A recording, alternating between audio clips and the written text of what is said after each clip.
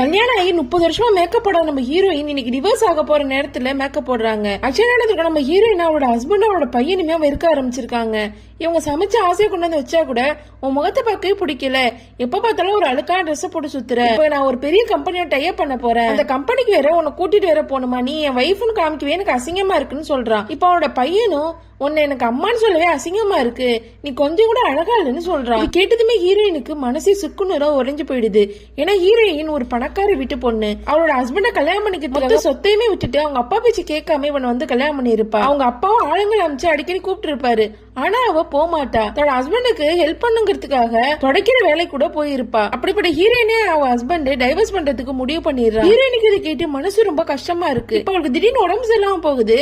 உடனே அவ ஃப்ரெண்டோட ஹாஸ்பிட்டல்ல போய் அட்மிட் ஆகுறா. பார்த்தா அவளுக்கு கேன்சர் இருக்கு. இவ்வளவு நாளா நீ அவங்களுக்காக உழைச்சு கொட்டின, ஆனா உன்ன கொஞ்சம் கூட மதிக்கல பாத்தியா, நீ பேசாம என் கூட வந்துனா அந்த ஃப்ரெண்டும் கூப்பிடுறாங்க.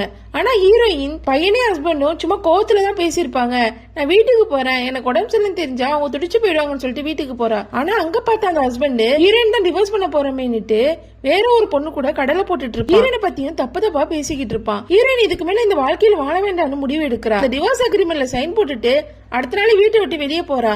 பயங்கரமா அவளோட லுக்கையே மாத்துறா. இப்ப அவ ஃபேமிலி கிட்டையும் நான் திரும்பி வரேன்னு இன்ஃபார்ம் பண்ணிருப்பா. இப்ப அடுத்த நாள் அவளோட கம்பெனிக்கு நம்ம ஹீரோயின் பயங்கரமா ட்ரெஸ் பண்ணிட்டு போறா. இப்ப அங்க வந்து அவளோட ஹஸ்பண்டும் அந்த ஹஸ்பண்டோட புது ஃபியான்சியும் ஹீரோயினை பத்தி கேவலமா பேசுறாங்க.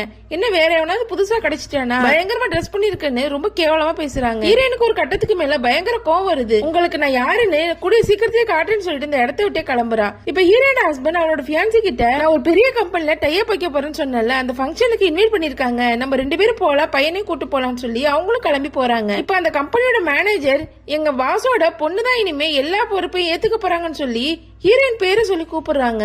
இப்ப அங்க ஹீரோயின் பயங்கரமா ட்ரெஸ் பண்ணிட்டு வராங்க. இதை பார்த்ததுமே அந்த ஹஸ்பண்டும் அவரோட புது ஃபியான்சியும் அந்த பையனை ஷாக் ஆகி போய் நிக்கிறாங்க.